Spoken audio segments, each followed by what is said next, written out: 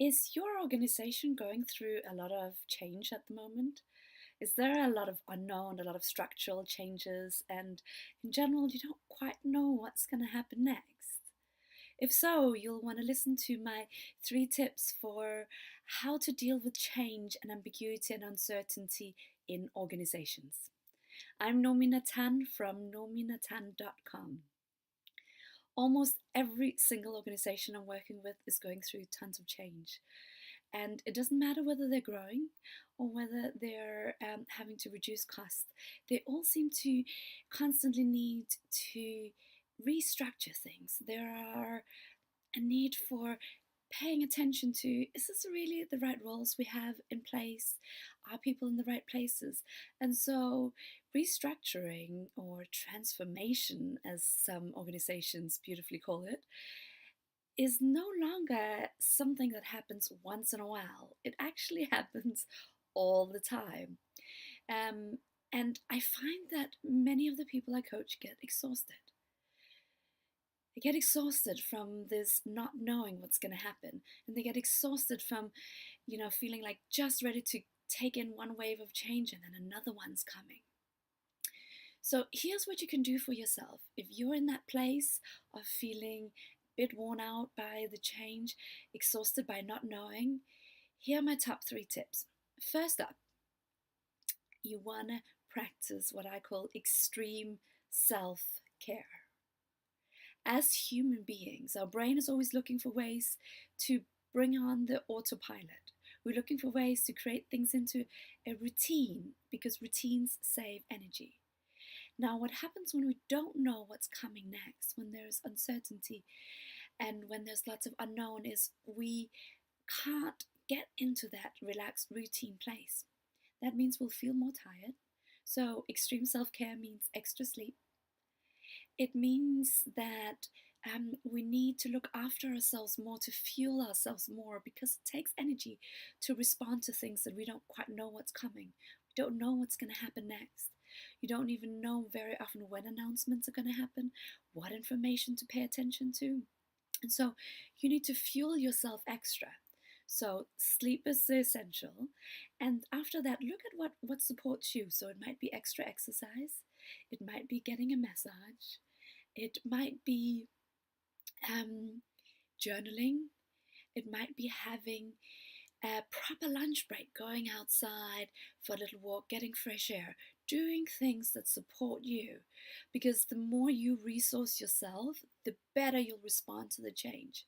When we haven't fueled ourselves, when we're already stressed and tired, something unknown, new announcements, change takes its toll on us much, much more. You want to be in the best possible state to take in the new information. Secondly, the second tip is to make sure you focus on what you really want. Now, you might feel like the power's out of your hands, you can't choose anything, it's up to management, it's up to shareholders, it's up to the next policy change, what's going to happen to you and your role in your team. But I want you to focus on, how do you want to feel? What can you hold on to? Because that takes back the power. It'll help you feel strength in yourself, but it will also help you move towards something that's really going to work for you. So check in with yourself. What do you know you do want? Like, you probably know that you do want to wake up in the morning and feel excited about going to work. You do want to wake up and walk into work with a good attitude. You do want to feel connected to your colleagues. So pay attention to that and focus on that. Focus on what you can actually do something about. So what is it that you really want, and what can you do something about? Because whatever change is going to happen, there are things that will not, change drastically. And there are things that you can still do something about. So go with what you can do something about. And lastly, you want to make sure that you line up really great support. Most people find that in times of change and uncertainty, they can feel really alone.